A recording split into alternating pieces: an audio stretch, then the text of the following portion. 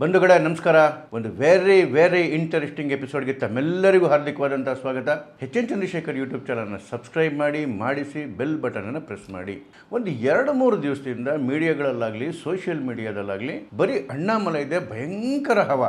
ಕೆಲವು ದಿನಗಳ ಹಿಂದೆ ಅಣ್ಣಾಮಲೈ ಹೋಗಿ ಅಮಿತ್ ಶಾ ಅವ್ರನ್ನ ಮೀಟ್ ಮಾಡಿದ್ರು, ನಿತಿನ್ ನಬೀಲ್ ಅವ್ರನ್ನ ಮೀಟ್ ಮಾಡಿದರು. ಆ ವಿಷಯಗಳು ಹರಿದಾಡ್ತಿರ್ಬೇಕಾದ್ರೆ ಆಗ್ಲೇ ಒಂದಷ್ಟು ಕಾನ್ಸ್ಪಿರಸಿ ಥಿಯರಿಗಳು ಕೂಡ ಹರಿದಾಡ್ತಾ ಇದ್ವು. ಈಗ ಅಣ್ಣಾಮಲೈಯವರ ರಾಜೀನಾಮೆ ಅಕ್ಸೆಪ್ಟ್ ಆದಮೇಲೆ ಒಂದು ಭಾಷಣ ಬೇರೆ ಮಾಡಿದ್ರು. ಭಾಷಣದಲ್ಲಿ ಹೊಸ ಪೊಲಿಟಿಕಲ್ ವೆಂಚರನ್ನು ಮಾಡ್ತೀವಿ ಅಂತ ಹೇಳಿದ್ರು. ಎಲ್ಲ ಮೀಡಿಯಾಗಳು ಅಣ್ಣಾಮಲೈ ಅಂತೇಳಿ ಎಂಥ ದೊಡ್ಡ ಹೈಪ್ ಕ್ರಿಯೇಟ್ ಮಾಡಿಬಿಟ್ಟಿದೆ ಅಂದರೆ ಮೀಡಿಯಾಗಳು ಬಿಟ್ಬಿಡಿ, ಈವನ್ BJP ಕಾರ್ಯಕರ್ತರ ಸೋಷಿಯಲ್ ಮೀಡಿಯಾ ಹ್ಯಾಂಡಲ್ಗಳನ್ನ ನೋಡ್ತಾ ಇದೆ.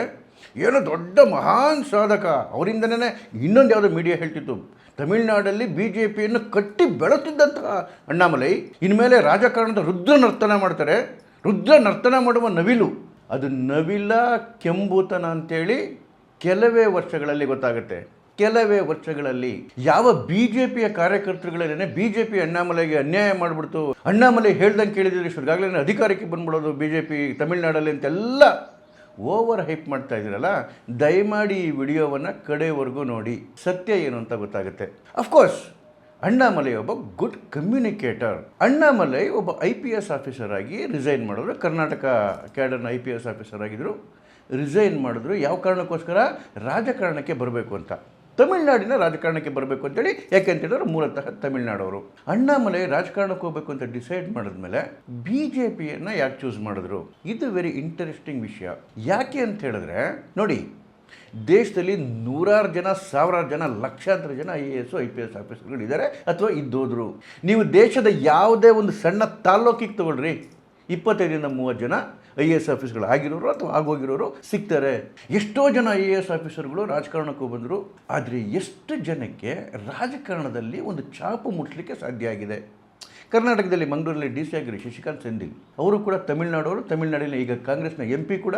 ಅವ್ರ ಹೆಸರು ಕೇವಲ ದೇಶದ್ರೋಹದ ವಿಚಾರಗಳಲ್ಲಿ ಅಲ್ಲಿ ಇಲ್ಲಿ ಕೈಯಾಡಿಸ್ತಿರೋದಲ್ಲಿ ಬರುತ್ತೆ ಬಿಟ್ಟರೆ, ನಮ್ಮ ಧರ್ಮಸ್ಥಳದಂತಹ ಕೇಸ್ಗಳಲ್ಲಿ ಆ ಬುರ್ಡೆ ಗ್ಯಾಂಗಿಗೆ ಫಂಡ್ ಮಾಡಿದ್ರು, ಇಂತಹ ದೇಶದ್ರೋಹದ ವಿಚಾರಗಳಲ್ಲಿ ಅವರ ಹೆಸರು ಕೇಳುತ್ತೆ ಬಿಟ್ಟರೆ ಎಷ್ಟು ಜನಕ್ಕೆ ಅವರ ಹೆಸರು ಗೊತ್ತಿದೆ? ಅವರು ಕೂಡ IAS ಆಫೀಸರ್ ಆಗಿದ್ದವರೆ. ಹಾಗೆ ಇಡೀ ದೇಶದಲ್ಲಿ ಸಾವಿರಾರು ಜನ ಈ ರೀತಿಯ ಆಫೀಸರ್ಗಳು ರಾಜಕಾರಣದಲ್ಲೂ ವೆಂಚರ್ ಮಾಡಿದ್ಮೇಲೆ ಹೇಳ ಹೆಸರಿಲ್ದಂಗೆ ಗುಡಿಸಿ ಗುಂಡ ಅಂತ ಅದು ಹೋದ ಮೇಲೂ ಕೂಡ ಅಣ್ಣಾಮಲೈಗೆ ಇಷ್ಟು ಬೇಗ ಇಷ್ಟೊಂದು ನ್ಯಾಷನಲ್ ಕಲ್ಟ್ ರೀತಿಯಲ್ಲಿ ಹೆಸರು ಬರೋದಕ್ಕೆ ಕಾರಣ ಏನಾಯಿತು? ಅದು ಆವತ್ತು ಅಣ್ಣಾಮಲೈ ತಗೊಂಡಂತಹ ಡಿಸಿಷನ್ನಿಂದ. ಏನು ಡಿಸಿಷನ್ನು? ಅವರು ರಾಜೀನಾಮೆ ಕೊಟ್ಟ ಮೇಲೆ ಇಂಡಿಪೆಂಡೆಂಟ್ ಪಾರ್ಟಿ ಮಾಡುವಂಥ ಪ್ರಯತ್ನ ಮಾಡಲಿಲ್ಲ, BJPಗೆ ಜಾಯಿನ್ ಮಾಡೋ ಡಿಸಿಷನ್ ಮಾಡಿದ್ರು. ಡಿಸಿಷನ್ ಮಾಡಿದ್ರೆ ಬೇರೆಯವ್ರಿಗೆ ದಾರಿನೂ ಇರಲಿಲ್ಲ. ಯಾಕೆ ಅಂತ ಹೇಳಿದ್ರೆ ಅವ್ರಿಗೆ ಚೆನ್ನಾಗಿ ಗೊತ್ತಿತ್ತು, ಸ್ವಂತ ಪಕ್ಷ ಮಾಡಿ ನನ್ನ ಕೈಲಿ ಸಾಧಿಸೋಕ್ಕಾಗಲ್ಲ. DMK ಜಾಯಿನ್ ಆಗಬೇಕು ಅಂದರೆ DMK ಸೇರಿಸ್ತಿರ್ಲಿಲ್ಲ, ADMK ಕೂಡ ಸೇರಿಸ್ತಾ ಇರಲಿಲ್ಲ. ಸೇರಿಸೋದಕ್ಕೆ ಇವ್ರ ಹತ್ರ ಏನಿತ್ತು ರೀ? ಒಬ್ಬ ಒಳ್ಳೆ ಆಫೀಸರ್ ಅಂತಕ್ಕಂಥ ಒಂದು ಹೆಸರು ಬಿಟ್ಬಿಟ್ರೆ ಬೇರೆ ಏನಿತ್ತು ಅವ್ರ ಹತ್ರ? ಆದರೆ BJPಗೂ ಕೂಡ ಆವತ್ತಿನ ಮಟ್ಟಿಗೆ ಒಬ್ಬ ಗುಡ್ ಲೀಡರ್ನ ಅವಶ್ಯಕತೆ ಇತ್ತು. ಇದನ್ನು ನಾವು ಅಲ್ಗಳಿವಲ್ಲ. ಅಣ್ಣಾಮಲೈಗಿದ್ದಂಥ ಒಂದೇ ಒಂದು ಗುಡ್ ಕ್ವಾಲಿಟಿ ಅಂತ ಹೇಳಿದ್ರೆ ಈ ವಾಸ್ ಎ ಗುಡ್ ಕಮ್ಯುನಿಕೇಟರ್. ಚೆನ್ನಾಗಿ ಮಾತಾಡೋಕ್ಕೆ ಬರ್ತಿತ್ತು. BJPಗೂ ಲೀಡರ್ನ ಅವಶ್ಯಕತೆ ಇತ್ತು. ಅಣ್ಣಾಮಲೈಗೆ BJP ಅಂತಹ ಒಂದು ದೊಡ್ಡ ಪಕ್ಷ ಬೇಕಿತ್ತು. ಯಾಕೆ ಅಂತ ಹೇಳಿದ್ರೆ ಮೋದಿ ಅಂತ ಫೇಸ್ ಇರ್ತಕ್ಕಂತಹ, BJP ಅಂತಹ ಏನು ಕೇಂದ್ರದಲ್ಲಿ ಅಧಿಕಾರ ಇರ್ತಕ್ಕಂತಹ, ಜನ್ಸಿಗಳಿಗೆ ಇಷ್ಟ ಆಗಿರ್ತಕ್ಕಂತಹ, ಇಡೀ ದೇಶದ ಸಮುದಾಯಕ್ಕೆ ಇಷ್ಟ ಆಗಿರ್ತಕ್ಕಂತಹ ಒಂದು ಪೊಲಿಟಿಕಲ್ ಪಾರ್ಟಿ ಬೇಕಿತ್ತು. ಅವರ ಅದೃಷ್ಟ ಚೆನ್ನಾಗಿತ್ತು, BJP ಸಿಕ್ಬಿಡ್ತು. ಬಂದ ತಕ್ಷಣವೇ 2021ರಲ್ಲಿ BJP ಅವ್ರನ್ನ ರಾಜ್ಯಾಧ್ಯಕ್ಷರು ಮಾಡ್ತಾರೆ. ನೋಡಿ, BJP ಒಂದು ಕ್ಯಾಡರ್ ಬೇಸ್ಡ್ ಪೊಲಿಟಿಕಲ್ ಪಾರ್ಟಿ, ಕಾರ್ಯಕರ್ತ ಆಧಾರಿತ ಪಕ್ಷ, ಯಾವ ಲೀಡರ್ಗಳನ್ನ ಕೇರ್ ಮಾಡುವಂಥ ಪಕ್ಷ ಅಲ್ಲ. ಯಾಕೆ ಅಂತ ಹೇಳಿದ್ರೆ ಆ ಪಕ್ಷದಲ್ಲಿ ಲೀಡರ್ಗಳಂದ್ರೂ ಕೂಡ ಅವ್ರ ಕಾರ್ಯಕರ್ತರೇ. ಇವತ್ತು ಕೂಡ ನರೇಂದ್ರ ಮೋದಿಯವರು ಹೆಮ್ಮೆಯಿಂದ ಹೇಳ್ಕೊಂತಾರೆ, ನಾನು BJPಯ ಕಾರ್ಯಕರ್ತ ಅಂತೇಳಿ. ಅಂತಹ ಒಂದು ಕಾರ್ಯಕರ್ತ ಆಧಾರಿತ ಪಕ್ಷ ಅಣ್ಣಾಮಲೈಯವ್ರನ್ನ ರಾಜ್ಯಾಧ್ಯಕ್ಷರು ಮಾಡ್ತು. ಇಡೀ ರಾಜ್ಯವನ್ನು ಸುತ್ತೋದಕ್ಕೆ ವ್ಯವಸ್ಥೆ ಮಾಡ್ತು, ಹಣಕಾಸಿನ ವ್ಯವಸ್ಥೆ ಮಾಡ್ತು, ಸೌಲಭ್ಯಗಳ ವ್ಯವಸ್ಥೆ ಮಾಡ್ತು. ಹಾಗಾಗಿ ಇಡೀ ರಾಜ್ಯದಲ್ಲಿ ಅವರು ಪ್ರವಾಸ ಮಾಡಿದ್ರು. ಜೊತೆಗೆ ಅಣ್ಣಾಮಲೈ ಮೇಲೆ ಎಷ್ಟು ನಂಬಿಕೆ ಇಟ್ಟಿತ್ತು BJP ಅಂತ ಹೇಳಿದ್ರೆ, ಆಗೇನು ಲೋಕಸಭಾ ಚುನಾವಣೆ ಬಂತು, ಇಡೀ ಲೋಕಸಭಾ ಚುನಾವಣೆಯ ಎಲ್ಲ ಡಿಸಿಷನ್ಗಳನ್ನ ನಿಮ್ಗೆ ಇಷ್ಟ ಬಂದ ರೀತಿಯಲ್ಲಿ ತಗೊಳ್ಳಿ ಅಂತಕ್ಕಂಥ ಒಂದು ಸ್ವಾತಂತ್ರ್ಯ ಕೊಟ್ಬಿಡ್ತು. ಬೇರೆ ಎಲ್ಲೂ ಈ ಥರ ಸ್ವಾತಂತ್ರ್ಯ ಆ ಪಕ್ಷ ಕೊಡೋದಿಲ್ಲ ಒಬ್ಬ ವ್ಯಕ್ತಿಗೆ. ಇವ್ರ ಮೇಲೆ ನಂಬಿಕೆ ಇಟ್ಕೊಂಡು ಪಕ್ಷ ಅಂತಹ ಒಂದು ಸ್ವಾತಂತ್ರ್ಯವನ್ನು ಕೊಡ್ತು. ಸುಮಾರು 2.5-3 ದಶಕಗಳಿಂದ ಅಣ್ಣಾ DMK ಜೊತೆಗೆ BJPಯ ಸಂಬಂಧ ಇತ್ತು, ಅಲಯನ್ಸ್ ಇತ್ತು. ಅಣ್ಣಾಮಲೈ ಹೇಳಿದ್ರು, ಬೇಡ ಅವ್ರ ಜೊತೆ ಅಲಯನ್ಸ್ ಮುರ್ಕೊಳ್ಳೋಣ, ನಾವು ಇಂಡಿಪೆಂಡೆಂಟ್ಗೆ ಹೋಗೋಣ ಅಂತೇಳಿ. BJPಗೆ it was a very tough decision. ಆದರೂ ಕೂಡ ಅಣ್ಣಾಮಲೈ ಮಾತಿಗೆ ಗೌರವ ಕೊಟ್ಟು ಹೂವಂತ ಒಪ್ಕೊಂತು. ಪಾರ್ಟಿಗಳ ಕ್ಯಾಂಡಿಡೇಟ್ಗಳ ಸೆಲೆಕ್ಷನಲ್ಲೂ ಕೂಡ ಅವ್ರ ಮಾತೇ ನಡೀತು. ಇಷ್ಟೆಲ್ಲ ಸ್ವಾತಂತ್ರ್ಯ ಕೊಟ್ಟ ಮೇಲೂ ಕೂಡ 2024ರ ಚುನಾವಣೆಯ ರಿಸಲ್ಟ್ ಏನು ಬಂತು? 0 BJPಗೆ. ಖುದ್ದು ಕೊಯಮತ್ತೂರಲ್ಲಿ ಅಣ್ಣಾಮಲೈ ಸೋತು ಸುಣ್ಣ ಆದರು.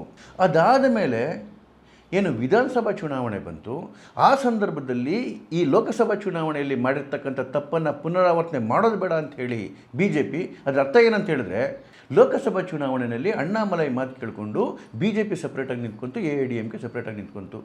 ಒಟ್ಟಿಗೆ ಹೋಗಿದ್ದಿದ್ರೆ result would have been different. ಯಾಕೆ ಅಂತೇಳಿದ್ರೆ 2024 ಲೋಕಸಭಾ ಚುನಾವಣೆಯಲ್ಲಿ BJP ಅಲಿಯನ್ಸ್ಗೆ 18.5% ಓಟ್ ಬಿದ್ದಿದ್ರೆ AIADMK ಅಲಿಯನ್ಸ್ಗೆ 23.5% ಓಟ್ ಬಿದ್ದಿತ್ತು. ಇವೆರಡೂ ಸೇರಿದಿದ್ರೆ 42.5% ಓಟ್ ಆಗೋದು. ಒಂದು ದೊಡ್ಡ ಪ್ರಮಾದ ಆಗೋಯಿತು ಲೋಕಸಭಾ ಚುನಾವಣೆಯಲ್ಲಿ. ಯಾಕೆ ಅಂತೇಳಿದ್ರೆ ಲೋಕಸಭಾ ಚುನಾವಣೆ ಸಾಮಾನ್ಯವಾಗಿ ಇಡೀ ದೇಶದಲ್ಲಿ ಒಂದು ರೀತಿಯ BJP ಪರವಾದ ವಾತಾವರಣ ಇರುತ್ತೆ. ವೋಟರ್ಸು ಕೂಡ ನ್ಯಾಷನಲ್ ಇಂಟ್ರೆಸ್ಟ್ನ ಗಮನ ಇಟ್ಕೊಂಡು ವೋಟಿಂಗ್ ಮಾಡ್ತಾರೆ. ತದನಂತರ ಬಂದ ವಿಧಾನಸಭಾ ಚುನಾವಣೆಯಲ್ಲಿ BJPಗೆ ಅನ್ನಿಸ್ತು ರಾಷ್ಟ್ರೀಯ ಹಿತಕ್ಕೋಸ್ಕರ ನಾವು DMK ಸೋಲಿಸಲೇಬೇಕು. ಹಾಗಾಗಿ ಯಾವುದೇ ಕಾಂಪ್ರಮೈಸ್ ಮಾಡಿಕೊಂಡ್ರೂ ಪರವಾಗಿಲ್ಲ, ಯಾವುದೇ ಕಾರಣಕ್ಕೂ ಈ ಸನಾತನವನ್ನು ನಾಶ ಮಾಡ್ತೀನಿ ಅಂತ ಹೇಳ್ತಕ್ಕಂತಹ DMK ಮತ್ತೆ ಅಧಿಕಾರಕ್ಕೆ ಬರಬಾರದು. ಕ್ರಿಶ್ಚಿಯನ್ ಮತ ಹತ್ತಿರಕ್ಕೆ ಕುಮ್ಮಕ್ಕು ಕೊಡ್ತಿರ್ತಕ್ಕಂತಹ, ಲವ್ ಜಿಹಾದ್ಗೆ ಕುಮ್ಮಕ್ಕು ಕೊಡ್ತಾ ಇರ್ತಕ್ಕಂತಹ, ದೇಶ ವಿರೋಧಿ ಚಟುವಟಿಕೆಗಳಿಗೆ ಆಸ್ಪದ ಕೊಡ್ತಿರ್ತಕ್ಕಂತಹ ಈ DMK ಯಾವುದೇ ಕಾರಣಕ್ಕೂ ಅಧಿಕಾರಕ್ಕೆ ಬರಬಾರ್ದು, ತಾನು ತ್ಯಾಗ ಮಾಡಿದ್ರೂ ಪರವಾಗಿಲ್ಲ ಅಂತಕ್ಕಂಥ ಚಿಂತನೆಯಿಂದ BJP ಏನು ಮಾಡ್ತು, ಮತ್ತೆ AIADMK ಜೊತೆ ಹೋಯಿತು. ಒಂದು ವಿಷಯ ಹೇಳ್ತೀನಿ ರೀ, AIADMKಯಿಂದ BJPಗೆ ಯಾವತ್ತೂ ಏನು ದೊಡ್ಡ ಅನ್ಯಾಯ ಆಗಿರಲಿಲ್ಲ. ಒಂದು ಜಯಲಲಿತಾದ ವಾಜಪೇಯಿ ಸರ್ಕಾರದ ಒಂದು ಓಟಿನ ಎಪಿಸೋಡ್ ಬಿಟ್ಬಿಟ್ರೆ they were natural alliance for us. ಅದಿಲ್ಲ, ಅದು ಬೇರೆ ಪ್ರಶ್ನೆ. ಈ ಸಂದರ್ಭದಲ್ಲಿ ಅಣ್ಣಾಮಲೈಯವ್ರನ್ನ ದೂರ ಇಡಲೇಬೇಕಾಯಿತು. ಯಾಕೆ ಅಂತೇಳಿದ್ರೆ ಅವರ ಹಠ ಬಿಡ್ತಕ್ಕಂಥ ಪರಿಸ್ಥಿತಿಯಲ್ಲಿ ಇರಲಿಲ್ಲ. AIADMKಗೂ ಕೂಡ ಇಷ್ಟು ಒರಟು ಮನಸ್ಥಿತಿ ಇರ್ತಕ್ಕಂಥ ಅಣ್ಣಾಮಲೈ ಬೇಡವಾಗಿತ್ತು. ಅದು ಕಂಡೀಷನ್ ಕೂಡ ಆಗಿತ್ತು ಅವ್ರದ್ದು. ಈವನ್ ವಿಧಾನಸಭಾ ಚುನಾವಣೆಯಲ್ಲೂ ಕೂಡ ಸ್ಟಾರ್ ಕ್ಯಾಂಪೇನ್ ರೀತಿಯಲ್ಲಿ BJP ಅಣ್ಣಾಮಲೈಯವ್ರನ್ನ ನಡೆಸ್ಕೊಂತು ಹೆಲಿಕಾಪ್ಟರ್ ಪ್ರೊವೈಡ್ ಮಾಡಿತ್ತು ಅವ್ರಿಗೆ ಚುನಾವಣಾ ಭಾಷಣಗಳನ್ನ ಮಾಡೋದಕ್ಕೆ. ಆದರೆ ಅವರು ಹೋದ ಕಡೆ ಎಲ್ಲ BJP ಸೋಲ್ತದ್ದು ಬೇರೆ ಪ್ರಶ್ನೆ.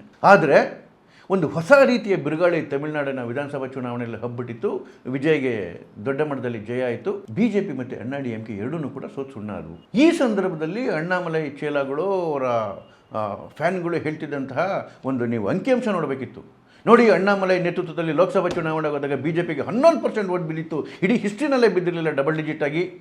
ಈಗ ಅಣ್ಣಾಮಲೈಯನ್ನು ಬಿಟ್ಬಿಟ್ಟು ಹೋದರೂ ಅದಕ್ಕೆ ಬರೀ 3% ಬಿದ್ದಿತ್ತು ಅಂತೇಳಿ. ನೋಡೋದಕ್ಕೆ ಈ ಮಾತು ಸತ್ಯ ಅನಿಸುತ್ತೆ. ಆದರೆ ಆ್ಯಕ್ಚುಯಲ್ ವಿಷಯ ಏನು ಗೊತ್ತಾ, ಲೋಕಸಭಾ ಚುನಾವಣೆಗೆ BJP ಹೋದಾಗ ಅಣ್ಣಾಮಲೈ ನೇತೃತ್ವದಲ್ಲಿ BJP 39 ಕ್ಷೇತ್ರದಲ್ಲಿ 23 ಕ್ಷೇತ್ರದಲ್ಲಿ ನಿಂತಿತ್ತು.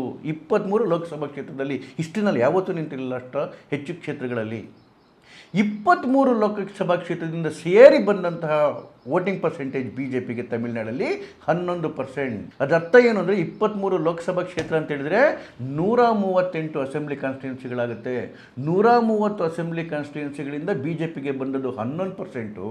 ಮೊನ್ನೆ ವಿಧಾನಸಭಾ ಚುನಾವಣೆಯಲ್ಲಿ BJP ನಿಂತಿದ್ದು ಕೇವಲ 27 ಸೀಟಲ್ಲಿ 27 ಸೀಟಿಂದ 3% ಬಂತು. 27 ಸೀಟಿಂದ 3% ಬಂತು. ಈಗ ಲೆಕ್ಕ ಹಾಕಿ ಏನು ಸಾಧನೆ ಆಯಿತು ಅಣ್ಣಾಮಲೈಯಿಂದ ಹೆಚ್ಚಿಗೆ. ಟ್ರೆಡಿಷನಲ್ ಆಗಿ BJPಗೆ ಎಷ್ಟು ಓಟು ಬೀಳ್ತಿತ್ತೋ ಅಷ್ಟೇ ಓಟು ಬಿದ್ದಿದ್ದು. ಯಾವ ದೊಡ್ಡ ಅಂತರನೂ ಕೂಡ ಅಣ್ಣಾಮಲೈ ಮುಖ ನೋಡಿ ತಮಿಳುನಾಡಲ್ಲಿ BJPಗೆ ಆಗಿರಲಿಲ್ಲ. ಮತ್ತು BJP ತಮಿಳುನಾಡಲ್ಲಿ ಇವತ್ತು ಬಂದಿದ್ದಲ್ಲ ರೀ, ಅಣ್ಣಾಮಲೈ ಬಂದಮೇಲೆ ಬಂದಿದ್ದಲ್ಲ. 80ರ ದಶಕದಲ್ಲೇ BJP ಶುರುವಾದಾಗಲಿಂದನೂ ಅಲ್ಲಿ ತನ್ನ ಪ್ರಯತ್ನಗಳು ಮಾಡ್ತದೆ, ಹೋರಾಟಗಳನ್ನ ಮಾಡ್ತಲೇ ಇದೆ. ಆಗ ಜಾನಕೃಷ್ಣಮೂರ್ತಿ ಅವರು ದೊಡ್ಡ ಮಟ್ಟದ ಲೀಡರ್ ಆಗಿದ್ದರು ಕನ್ಯಾಕುಮಾರಿ ಭಾಗದಲ್ಲಿ. ಅವರು ರಾಷ್ಟ್ರೀಯ ಅಧ್ಯಕ್ಷರು ಕೂಡ ಆಗಿದ್ದರು. ಆಗ್ಲೇನೆ ಅಲ್ಲಿನ ಪದ್ಮನಾಭಪುರಂ ಅಸೆಂಬ್ಲಿ ಸೀಟನ್ನು BJP ಗೆದ್ದಿತ್ತು. ಅದರ ನಂತರ ಪೊನ್ ರಾಧಾಕೃಷ್ಣನ್ ಅವರು ಕನ್ಯಾಕುಮಾರಿ ಲೋಕಸಭಾ ಸೀಟನ್ನು 1999 ಗೆದ್ರು, 2014 ಗೆದ್ರು. 2014 ಅವರು ಮಿನಿಸ್ಟರ್ ಆಫ್ ಸ್ಟೇಟ್ ಆಗಿದ್ದರು. BJP ದೊಡ್ಡ ಮಟ್ಟದಲ್ಲಿ ಇರಲಿಲ್ಲ ಅಂದ್ರೂ ಕೂಡ BJPಯ ಪ್ರಭಾವ ತಮಿಳುನಾಡು ಮೇಲೆ ಇದ್ದೇ ಇತ್ತು. ಈಗ ಅಣ್ಣಾಮಲೈ ವಿಚಾರಕ್ಕೆ ಬರೋಣ. ನೋಡಿ, ಅಣ್ಣಾಮಲೈಗೆ BJP ಫುಲ್ ಫ್ರೀ ಅವಕಾಶಗಳನ್ನ ಕೊಟ್ಟಿತ್ತು. ಆದರೆ ಅಣ್ಣಾಮಲೈ ಮಾಡಿದ್ದೇನು, ಮೇನಲ್ಲಿ ಲೋಕಸಭಾ ಚುನಾವಣೆ ಮುಗಿದ ಸಂದರ್ಭದಲ್ಲೇನೆ ದೆಹಲಿಯಲ್ಲಿ ನಡೀತಿದ್ದಂತಹ UKಯ foreign office, British foreign office ಭಾರತದಲ್ಲಿ ನಡೆಸ್ತಿದ್ದಂತಹ ಏನು ಒಂದಷ್ಟು ಜನ ಲೀಡರ್ಗಳನ್ನ ಗುರುತು ಮಾಡ್ತವೆ ಬೇರೆ ಬೇರೆ ದೇಶದಲ್ಲಿ, ಅವ್ರನ್ನ ಕರ್ಕೊಂಡೋಗಿ ಇಂಗ್ಲೆಂಡಲ್ಲಿ ಆಕ್ಸ್ಫರ್ಡ್ ಅಲ್ಲಿ ಟ್ರೈನ್ ಅಪ್ ಮಾಡ್ತವೆ. ಸೆಪ್ಟೆಂಬರಿಂದ ಡಿಸೆಂಬರ್ವರೆಗೆ ಸುಮಾರು 12 ವಾರಗಳ ಕಾಲ ಅಲ್ಲಿ ಹೋಗಿ ಟ್ರೈನಿಂಗ್ ತೊಗೊಂಡು ಬಂದರು. ಜಗತ್ತಿನ ಅತಿ ದೊಡ್ಡ ಡೆಮಾಕ್ರಸಿಯ, ಅತಿ ದೊಡ್ಡ ಪೊಲಿಟಿಕಲ್ ಪಾರ್ಟಿಯ ಒಬ್ಬ ರಾಜ್ಯಾಧ್ಯಕ್ಷ ರಾಜಕಾರಣದಲ್ಲಿ ಏನು ಮಾಡಬೇಕು, ಹೇಗೆ ಮಾಡಬೇಕು ಅಂತೇಳಿ ಬೇರೆ ಯಾವುದೋ ಒಂದು ದೇಶಕ್ಕೆ ಹೋಗಿ ಅಲ್ಲಿ ಟ್ರೈನಿಂಗ್ ತೊಗೊಂಡ್ಬಿಟ್ಟು ಬರೋದಂತೆ. ಬಂದ ಮೇಲೆ ಮನಸ್ಥಿತಿ ಏನಾಯಿತು ಗೊತ್ತಿಲ್ಲ. ಅದಾದ ಮೇಲೆ ನೋಡಿ, ಯಾವಾಗ ವಿಜಯ್ ಅಧಿಕಾರಕ್ಕೆ ಬಂದರು, ಯಾರು ಊಹೆ ಮಾಡ್ದಂಗೆ ಅಧಿಕಾರಕ್ಕೆ ಬಂದರು, ಅಣ್ಣಾಮಲೈ ಒಳಗಡೆಗೆ ಒಂದು ಭೂತ ಕೂತ್ಕೊಂಡ್ಬಿಡ್ತು. ನಾನೊಬ್ಬ ಮಹಾನ್ ನಾಯಕ ಆಗಿದ್ದೆ, ನಾನೊಂದು ದೊಡ್ಡ ಸ್ಪೇಸ್ನ ಕ್ರಿಯೇಟ್ ಮಾಡಿಬಿಟ್ಟಿದ್ದೆ, ಆ ಸ್ಪೇಸನ್ನು ವಿಜಯ್ ಆಕ್ರಮಣ ಮಾಡ್ಕೊಂಬಿಟ್ರು, ಇವತ್ತು ವಿಜಯ್ ಕೂತಿರೋ ಸಿಂಹಾಸನ ಆ್ಯಕ್ಚುಲಿ ನನಗೆ ಬರಬೇಕಿತ್ತು ಅಂತೇಳಿ. ಅದಕ್ಕೆ ಹೇಳಿದ್ದು ನವಿಲ್ ನೋಡಿ ಕೆಂಬೂತ ಹೇಗೆ ಕುಣಿತಾ ಇದೆ ಅಂತೇಳಿ. ವಿಜಯ್ ಏಕಾಏಕಿ ಅಧಿಕಾರಕ್ಕೆ ಬರಲಿಲ್ಲ ಬಂಧುಗಳೇ. 2011 ಅವರು AIADMಕೆ ಸೇರಬೇಕು ಅಂತೇಳಿ ವ್ಯವಸ್ಥೆಗಳನ್ನ ಮಾಡ್ಕೊಂಡಿದ್ರು. ಇವನ್ ಜಯಲಲಿತಾ ಕೂಡ ಅದಕ್ಕೆ ವ್ಯವಸ್ಥೆ ಮಾಡಿದ್ರು. ಆ ಪಕ್ಷದಲ್ಲಿ ವಿರೋಧ ಬಂದಿದ್ದಕ್ಕೆ ಹಾಗೆ ಅದು ನಿಂತ್ಕೊಂಡ್ಬಿಡ್ತು. ಇಲ್ಲಿದ್ರೆ 2011 ವಿಜಯ್ AIADMಕೆ ಬಂದ್ಬಿಟ್ಟು ಲೀಡರ್ ಆಗಿರೋರು. ಆ ಸಂದರ್ಭದಲ್ಲಿ ಅವರು ಇಡೀ ತಮಿಳುನಾಡಿನ ಎಲ್ಲ ವಿಧಾನಸಭಾ ಚುನಾವಣೆಗಳ ಆಲ್ಮೋಸ್ಟ್ ಪ್ರತಿ ಬೂತಲ್ಲೂ ಕೂಡ ಸಮಿತಿಗಳನ್ನ ಮಾಡಿಟ್ಟಿದ್ರು. ಅವರ ಫ್ಯಾನ್ ಸಮಿತಿಗಳನ್ನ ಮಾಡಿಟ್ಟಿದ್ರು. ಎಲ್ಲ ತಾಲೂಕುಗಳಲ್ಲಿ ಅವರ ಫ್ಯಾನ್ ಅಸೋಸಿಯೇಷನ್ ಅಸ್ತಿತ್ವದಲ್ಲಿತ್ತು. ಅವತ್ತಿನ ಜನಪರ ಹೋರಾಟಗಳನ್ನ, ಜನಪರ ಕೆಲಸಗಳನ್ನ ಮಾಡ್ಕೊಂಡು ಬರ್ತಾ ಇತ್ತು. 2011 ನಾನು ಹೇಳ್ತಾ ಇದ್ದೀನಿ, ಸುಮಾರು 1.5 ದಶಕಗಳ ಕಾಲ ಒಂದು ದಿವಸವೂ ಕೂಡ ವಿಜಯ್ ಆಗಲಿ ಅಥವಾ ವಿಜಯ್ ಅವರ ಅಸೋಸಿಯೇಷನ್ಗಳು, ಅವರ ಫ್ಯಾನ್ ಕ್ಲಬ್ಗಳು ಬೂತ್ ವೈಸ್ ಕೆಲಸವನ್ನು ನಿಲ್ಲಿಸಿರಲಿಲ್ಲ. ವಿಧಾನಸಭಾ ಚುನಾವಣೆಗೆ ಮುಂಚೆ ಅವರು ಏನು ಪೊಲಿಟಿಕಲ್ ಪಾರ್ಟಿಯನ್ನು ಘೋಷಣೆ ಮಾಡೋದ್ರ ಬಿಟ್ಟರೆ ಈ ಸತತ ಪ್ರಯತ್ನ 15 ವರ್ಷಗಳಿಂದ ನಡೀತಿತ್ತು. ಜೊತೆಗೆ ವಿಜಯ್ ಒಬ್ಬರ ವೆರಿ ಗುಡ್ ಪಾಪ್ಯುಲರ್ ಹೀರೋ, ದೊಡ್ಡ ಫ್ಯಾನ್ ಬೇಸ್ ಇತ್ತು, ವಿಪರೀತ ಹಣ ಇತ್ತು. ನೋಡಿ, ಒಂದು ಪೊಲಿಟಿಕಲ್ ಪಾರ್ಟಿ ಮಾಡೋದಕ್ಕೆ ಕನಿಷ್ಠ 1,500 2,000 ಕೋಟಿ ಬೇಕು. ಅಕಸ್ಮಾತ್ BJP ಇಲ್ಲಿದ್ರೆ, ಅಣ್ಣಾಮಲೈ ಬಂದಿದ್ರೆ ಯಾರೇ ಮೂಸ್ ನೋಡೋರು ಇವ್ರನ್ನ? ಫ್ಯಾನ್ ಬೇಸ್ ಇರೋದಕ್ಕೆ ಇವ್ರೇನು ದೊಡ್ಡ ಹೀರೋನ? ಯಾವುದೋ ಇನ್ನೊಂದು ರಾಜ್ಯದ ಯಾವುದೋ ಸಣ್ಣ ಪೊಲೀಸ್ ಆಫೀಸರು. ಯಾರು ಕೇರ್ ಮಾಡ್ತಿದ್ರು ಇವರಿಗೆ? ಓಲಿ ಪೊಲಿಟಿಕಲ್ ಪಾರ್ಟಿ ಮಾಡೋದಕ್ಕೆ ಅಸೋಸಿಯೇಷನ್ಗಳಿದ್ವಾ, ಫ್ಯಾನ್ ಕ್ಲಬ್ಗಳಿದ್ವಾ, ಹಣ ಇತ್ತ? ಜೊತೆಗೆ ಒಂದು ಪೊಲಿಟಿಕಲ್ ಪಾರ್ಟಿ ಮಾಡೋದಕ್ಕೆ ಒಂದು ಸಿದ್ಧಾಂತ ಇರಬೇಕು, ವಿಚಾರಧಾರೆ ಇರಬೇಕು. ಯಾವ ವಿಚಾರಧಾರೆ ರೀ ಇವರಿಗೆ? BJP ಇದ್ಕೊಂಡು ಹೇಳ್ತಾರೆ ಹಿಂದುತ್ವದ ರಾಜಕಾರಣ ತಮಿಳುನಾಡಲ್ಲಿ ನಡೆಯಲ್ಲ ಅಂತ ಹೇಳಿ. ಜೊತೆಗೆ ಇನ್ನೊಂದು ಮಾತು ಹೇಳ್ತಾರೆ, ನಾನು ರಾಷ್ಟ್ರೀಯವಾದಿ ನ್ಯಾಷನಲಿಸ್ಟ್ ಅಂತ ಹೇಳ್ತಾರೆ. ತ್ರಿಭಾಷಾ ಸೂತ್ರವನ್ನು ನಾನು ವಿರೋಧ ಮಾಡ್ತೀನಿ ಅಂತ. ಅದರರ್ಥ ಹಿಂದಿನ ನಾನು ವಿರೋಧ ಮಾಡ್ತೀನಿ ಅಂತ ಹೇಳಿ. ಅಂದರೆ ಇವರಿಗೆ DMKನೂ ಸರಿ ಹೋಗಲ್ಲ, AIADMKನೂ ಸರಿ ಹೋಗಲ್ಲ, BJPನೂ ಸರಿ ಹೋಗಲ್ಲ, ಯಾರೂ ಸರಿ ಹೋಗಲ್ಲ. ಯಾಕೆ ಅಂತ ಹೇಳಿದ್ರೆ ಒಂದು ಸಿದ್ಧಾಂತ ಅನ್ನೋದೇ ಇಲ್ಲ. ಈಗ ಬರ್ತಿರ್ತಕ್ಕಂಥ ಒಂದು ದೊಡ್ಡ ಪ್ರಶ್ನೆ, BJPಯನ್ನು ಅಣ್ಣಾಮಲೈ ಬಿಡೋದ್ರಿಂದ BJPಗೆ ನಷ್ಟ ಆಗುತ್ತಾ? ಯಾವ ನಷ್ಟವೂ ಕೂಡ ಆಗಲ್ಲ. ನಾನು ಹೇಳ್ತಿರ್ತಕ್ಕಂಥ ಮಾತನ್ನು ನೀವು ಬರೆದಿಟ್ಕೊಳ್ಳಿ. ಈಗ BJP ಕಾರ್ಯಕರ್ತರ ಆಧಾರಿತ ಪಕ್ಷ, ಕ್ಯಾಡರ್ ಬೇಸ್ಡ್ ಪಾರ್ಟಿ. ನೋಡಿ, 1951 ಜನಸಂಘ ಶುರುವಾದಾಗ ಆಗಿನ್ನೂ ಪುಟ್ಟ ಪುಟ್ಟ ಹೆಜ್ಜೆ ಇಡ್ತಿರ್ಬೇಕಾಗ್ಲೇನೆ ಸಂಸ್ಥಾಪಕ ಸದಸ್ಯರಾಗಿದ್ದಂತಹ ಬಲರಾಜ್ ಮಧೋಕ್ ಅವ್ರನ್ನ ಪಾರ್ಟಿ ಆಚೆಗಾಕಿತ್ತು. ಏನೂ ಆಗಲಿಲ್ಲ ಪಾರ್ಟಿಗೆ. ಉತ್ತರ ಪ್ರದೇಶದ ಮೊದಲ BJP ಮುಖ್ಯಮಂತ್ರಿ, very popular leader Kalyan Singh ಅವರು ಪಾರ್ಟಿ ಬಿಟ್ಬಿಟ್ಟು ಆಚೆ ಕಡೆಗೆ ಹೋದರು. BJPಗೆ ಏನೂ ಆಗಲಿಲ್ಲ. ಈಗ ನೋಡಿ, ಕಂಟಿನ್ಯೂಸ್ ಆಗಿ 2 ಬಾರಿ ಅಧಿಕಾರಕ್ಕೆ ಬಂದಿದೆ, 3ನೇ ಬಾರಿ ಕೂಡ ಬರ್ತಾ ಇದೆ ಉತ್ತರ ಪ್ರದೇಶದಲ್ಲಿ. ಮಧ್ಯಪ್ರದೇಶದಲ್ಲಿ ಉಮಾಭಾರತಿ ರಾಜೀನಾಮೆ ಕೊಟ್ಟು ಆಚೆ ಕಡೆಗೆ ಹೋದರು. ಸುಮಾರು 2.5-3 ದಶಕದಿಂದ BJP ಇವತ್ತೂ ಮಧ್ಯಪ್ರದೇಶದಲ್ಲಿ ಆಡಳಿತದಲ್ಲಿದೆ.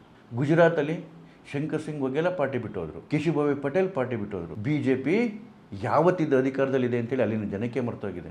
BJPನಲ್ಲಿ ಲೀಡರ್ಗಳು ಬರ್ತಾರೆ ಹೋಗ್ತಾರೆ, ಅದೇ ಗಟ್ಟಿಯಾಗಿ ಉಳಿಯೋದು ಕಾರ್ಯಕರ್ತರು. ಯಾವುದೇ ಲೀಡರ್ BJPಯಿಂದ ಆಚೆಗೆ ಹೋದಾಗ ಶೂನ್ಯ ಆಗಿ ಹೋಗ್ತಾರೆ, 0 ಆಗಿ ಹೋಗ್ತಾರೆ. ಯಾಕೆ ಅಂತ ಹೇಳಿದ್ರೆ ಇಲ್ಲಿದ್ದಾಗ ಅವ್ರನ್ನ ತಲೆ ಮೇಲೆ ಇಟ್ಕೊಂಡು ಮೆರೆಸ್ತಕ್ಕಂಥ ಕಾರ್ಯಕರ್ತರು ಅವ್ರು ಬಿಟ್ಟು ಆಚೆ ಕಡೆ ಹೋದಾಗ ಪಕ್ಷದ ಜೊತೆ ನಿಲ್ತಾರೆ, ಬಿಟ್ಟರೆ ಲೀಡರ್ಗಳ ಜೊತೆ ಹೋಗೋದಿಲ್ಲ.